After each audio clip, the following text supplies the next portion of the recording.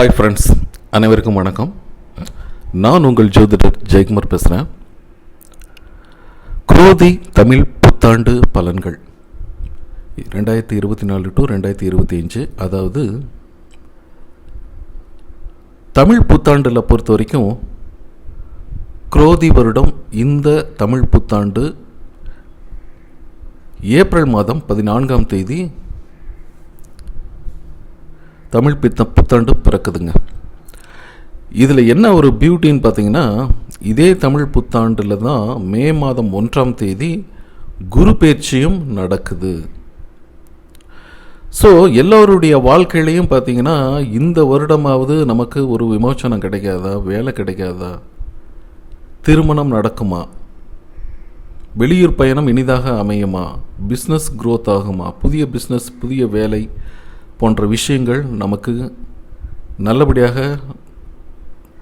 நடைபெறணும். கல்வியில் நான் மிக உயர்ந்த இடத்துக்கு போகணும், நல்லா படித்து நல்ல மதிப்பெண்கள் எடுக்கணும், அரசு தேர்வில் வெற்றி பெறணும், எண்ணிய எண்ணங்கள் எல்லாம் ஜெயமாகணும், வெளிநாட்டு பயணங்கள் கைகூடணும், டாக்டருக்கு படிக்கிறேன், இது எவ்வளோ கஷ்டப்பட்டாவது நம்ம படித்து ஒரு டாக்டராகி மக்கள் சேவையில் ஈடுபடணும். இந்த மாதிரி ஒவ்வொருத்தருக்கும், ஒவ்வொரு மனிதனுக்கும் ஒவ்வொரு கனவுகள் இருக்குங்க. விரும்பிய பெண்ணை நம்ம திருமணம் செஞ்சுக்கணும் இந்த வருடத்தில் அப்படிங்கிற எண்ணங்கள் அதிகமாக இருக்கும். பொருளாதார நிலையில் தேக்கம் அடைஞ்சிருக்கு, ஒன்றுமே சரியில்லைங்க, இந்த வருடமாக நல்லா இருக்குமா, வீடு கட்டணும்னு நினச்சிட்ருக்கிறேன், இது கை கூடுமா அப்படிங்கிற மாதிரி பல விஷயங்கள் மனதில் போட்டு அழுத்திட்டு இருக்குது. ஸோ இந்த தமிழ் புத்தாண்டு குரோதி தமிழ் புத்தாண்டில் வெண்பா வேறு மாதிரி இருந்தாலும் வெண்பா என்ன சொல்லுதுன்னு பார்த்தீங்கன்னா, ரொம்ப மைனஸாக தான் சொல்லுது. என்னென்னா, மழை பொழிவு குறைவு, மக்கள் திருடர்கள் பயம், மக்களுடைய சொத்துக்கள் கொள்ளையடிப்பது போன்ற பல நெகட்டிவான விஷயங்கள், அதை பற்றி நம்ம அப்புறம் பார்ப்போம். ஸோ அந்த மாதிரி தான் இருக்குது, சரிங்களா. இந்த 60 தமிழ் புத்தாண்டில் மாறி மாறி வருது இல்லைங்களா.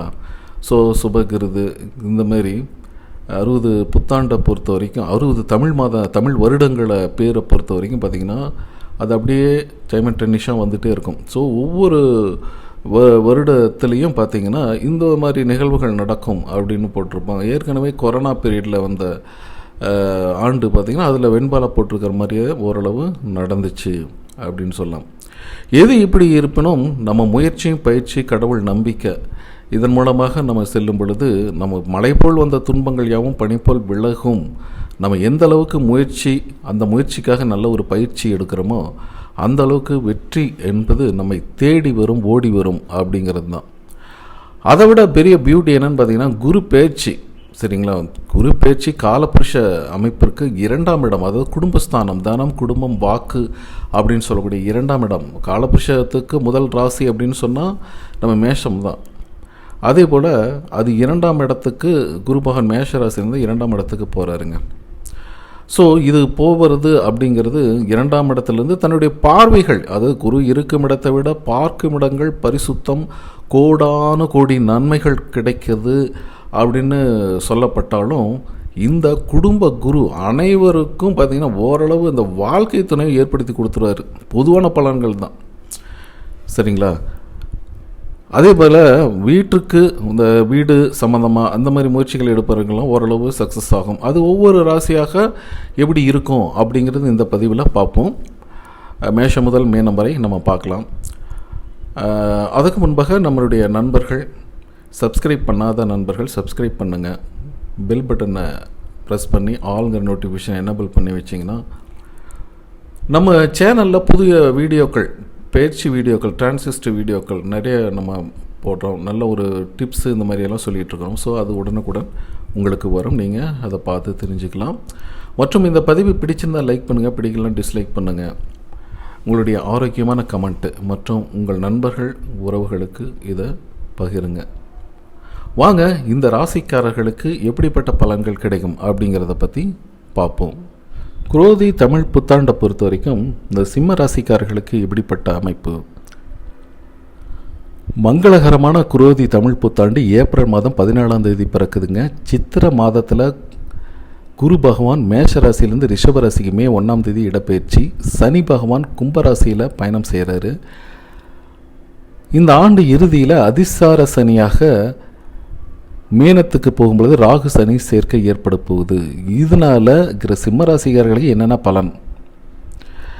சித்திரை மாதம் 18ஆம் தேதி குரு பயிற்சி நிகழுதுங்க. குரு பகவான் மேஷராசியிலேருந்து ரிஷபராசிக்கு 12 வருஷத்துக்கு பிறகு ரிஷபராசியில் அமர்றாரு. சிம்ம ராசிக்காரர்களை பொறுத்த வரைக்கும் இது குரு பகவான் அப்படின்னு பார்த்தீங்கன்னா தொழில் குரு, அதாவது 10ஆம் வீட்டில் அமர்றாரு.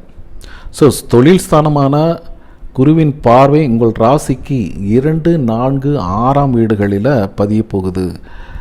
சனி பகவானுக்கு கண்டச்சனியாக அமர்ந்து 7ஆம் இடத்துல இருந்து உங்கள் ராசியை பார்த்துட்ருக்கிறார் இல்லையா? ஸோ அந்த நிலைமைகளெல்லாம் அந்த தீய அமைப்பு நெகட்டிவ் அப்படிங்கிறதெல்லாம் மாறப்போகுது.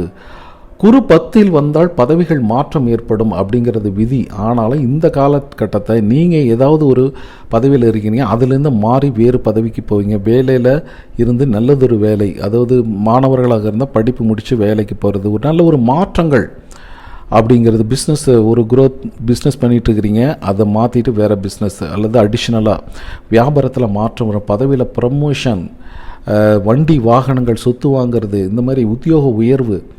குருவின் பார்வை உங்கள் ராசிக்கு 2, 4, 6ஆம் வீடு மேலே பதிகிறதுனால குடும்பத்தில் நல்ல ஒரு குதூகலம், வண்டி வாகனங்கள், சுகஸ்தானம் மேம்படும், பிரச்சனைகள் நிகவர்த்தி, அது புதிய பதவிகள் கிடைக்கிறது. வெளிநாட்டுக்கு போகணும், சம்பாதிக்கணும், படிக்கணும் அப்படிங்கிறதெல்லாம் பார்த்தீங்கன்னா வேலைக்காக காத்திருப்பு, நல்ல வேலை கிடைக்கிறது, புதிய ரெஸ்பான்சிபிலிட்டி வருங்க. இடமாற்றங்கள் கண்டிப்பாக இருக்குது. வெளிநாட்டில் வேலை செய்கிறவங்க மட்டும் கொஞ்சம் கவனமாக இருக்கணும், மேலதிகாரிகளை அனுசரித்து போகணும், சரிங்களா? வீண் விவாதம், பக்கத்தில் இருக்கிற கொலீக்ஸ்கிட்ட கண்ணாபின்னு பேசுகிறது, இதெல்லாம் கொஞ்சம் ஆர்கியூமெண்ட்டெல்லாம் அவாய்ட் பண்ணுறது நல்லது. வீடு, நிலம், வண்டி வாகனங்கள் வாங்க போகிறீங்க, நிலம் வாங்கி வீடு கட்டுற ஒரு அமைப்பு யோசனை, வீடு கட்டி கிரகப்பிரவேசம் பண்ணுற அமைப்பு, இது எல்லாமே சிம்மராசிக்காரர்களுக்கு இந்த ஆண்டு கிடைக்க போகுது. அவர்களோட முயற்சியின் பலனாக, அவங்களுடைய ஜாதகன் பலனாக. குரு பார்வையினால் நல்ல ஒரு யோகம் தாங்க. ஏன்னா இருக்கிற இடத்த விட பார்க்கணும் இடம் 10ஆம் இடத்துல இருந்து குரு பார்வை குடும்பத்தில் சுபகாரியம், ஏன்னா குடும்பஸ்தானத்தை பார்க்குது இல்லையா 2ஆம் வீட்டை. ஸோ 4ஆம் வீட்டையும் குரு பார்வை விளையிறதுனால வேலையில் ஒரு இடம் மாற்றம், வண்டி வாங்கினாலும் சொத்து சுகங்கள் வாங்கிறது, சுகம் சந்தோஷம், சிலருக்கு வீடு மாற்றம், இடமாற்றம். 6ஆம் வீட்டில் குரு பார்வை நல்ல ஒரு வேலை கிடைக்கிறது, எதிரிகளின் தொல்லைகள் நீங்கும், உடல்நிலை இருந்த ஆரோக்கிய குறைபாடுகள் நீங்கும் அப்படிங்கிறது தான், சரிங்களா? சரி, நேர் எதிராக சனி பகவான் கண்டச்சனியாக அமர்ந்து பார்த்துட்ருக்கனா வேலையில் பொறுப்போடு செய்யணுங்க. எந்த ஒரு தவறுகளுக்கு இடம் கொடுக்கக்கூடாது. எந்த அளவுக்கு நீங்கள் ஒரு ஸ்ட்ரெயிட் ஃபார்வர்டாக கரெக்டாக எந்த ஒரு பொசிஷனும் எந்த ஒரு நிகழ்வையும் நீங்கள் அணுகிறீங்களோ அந்த அளவுக்கு நல்ல ஒரு முன்னேற்றங்கள் அமையும் அப்படிங்கிறதுல எந்த வித மாற்று கருத்தும் இல்லை. அதே சமயம் உங்களுடைய பணி இடங்களில் கூட ஒர்க் பண்ணுறவங்க அப்படிங்கிறவங்கள பேசுகிறம்போது பழகும்போது பார்த்திங்கன்னா தேவையில்லாத மற்றவர்களை ஒப்பிட்டு பேசுகிறது, இந்த கருத்து சொல்கிறது, இந்த மாதிரி அமைப்பினால் கொஞ்சம் சங்கடங்கள் வருது வாய்ப்பு இருக்கிறதுனால அதெல்லாம் நீங்கள் அவாய்ட் பண்ணுங்கள். குடும்பத்தில் நல்ல ஒரு குதூகலம், புரிந்துணர்வு, சந்தோஷம் இருந்தாலும் வார்த்தைகள், தடிமனான வார்த்தைகள் அவ்வப்போது விழுந்துருங்க. ஸோ அந்த விஷயத்தை கொஞ்சம் கவனமாக இருங்க. உடல் ஆரோக்கியத்தில் கவனமாக இருக்கணும். சனி இது சச யோகம் அப்படிங்கிறது இருக்கிறதுனால பொருளாதார நிலைமைகள் உயரும், செல்வம் வளம் வீடு தேடி வரும் அப்படின்னு சொல்லலாம். அதே சமயம் உங்கள் செலவுகளை குறைச்சிக்கிட்டு சேமிப்பு அப்படிங்கிற கவனத்தில் வருவீங்க. சகோதர சகோதரியுடைய நல்ல உரிமை, விட்டு கொடுத்து போகிறது, பிள்ளைகளின் எதிர்காலத்திற்காக நல்ல முன்னேற்றம் கருதி செலவு செய்கிறது போன்ற விஷயங்கள் நல்லாயிருக்கும். நீண்ட நாட்களாக வேணான்னு சொல்லிட்டு போன சொந்த பந்தங்கள் கூட உங்களுடைய நட்பை தேடி ஓடி வருவாங்க. பிரிந்த தம்பதியர் ஒன்று கூடுவாங்க.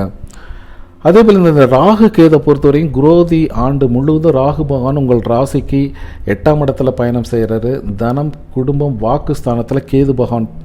ஸோ தடைகளை என்னென்னா சின்ன சின்ன தடைகள் நிறையா வருங்க. அதெல்லாம் தாண்டி நீங்கள் வெற்றி பெற போவீங்க. மனதில் இருந்த பெரிய சுமை, மன கவலைகள் அப்படிங்கிறதெல்லாம் நீங்கள் போகுது அப்படின்னு சொல்லலாம். இந்த வருஷத்தில் பண விஷயத்தில், வாக்கு கொடுக்குற விஷயத்தில் கொஞ்சம் கவனமாக இருங்க. ஹேண்டில் பண்ணுறது, பண விஷயத்தை ஹேண்டில் பண்ணுறது ரொம்ப பொறுப்போடையே இருக்கணும். மன உறுதியோடு இருப்பீங்க. இருந்தாலும் சமாளித்து வெற்றி காண்கின்ற அமைப்பு அப்படிங்கிறது நல்லாவும் இருக்கும். இந்த மே மாதத்துக்கு பிறகு ஓரளவு உங்களுக்கு சுமூகமான சூப்பரான பலன்கள் அப்படிங்கிறது காத்திருக்கு. இந்த குரோதி ஆண்டில் கிரகங்கள் டிரான்சிஸ்ட் அப்படிங்கிறது உங்களுக்கு நல்ல ஃபேவரபுளாக இருக்கிறதுனால நல்ல ஒரு மகிழ்ச்சி சந்தோஷம் நிறைந்த ஒரு ஆண்டாகத்தான் இது இருக்க போகுது. இது பார்த்திங்கன்னா ஒரு பொதுவான பலன்களை தான் நம்ம சொல்லியிருக்கோம். உங்களுடைய சுய ஜாதகத்தில் இருக்கிற கோள்களை, நிலைகள், தசா புத்திகளை இதெல்லாம் வச்சு 100% ப்ரெடிக்ஷன் சொல்லலாம். இதற்காக எங்கிட்ட ஒரு கன்சல்டேஷன் ஜாதகம் பார்த்துக்கின்னு நீங்கள் விருப்பப்பட்டீங்கன்னா ஸ்க்ரீனில் இருக்கிற என்னோட வாட்ஸ்அப் எண்ணுக்கு காண்டாக்ட் பண்ணுங்கள், மெசேஜ் பண்ணுங்கள். அதற்குரிய கட்டணங்கள் செலுத்தி பார்த்துக்கலாம். நீங்கள் விரும்பினால் சரிங்களா? ஓகே, பாய்.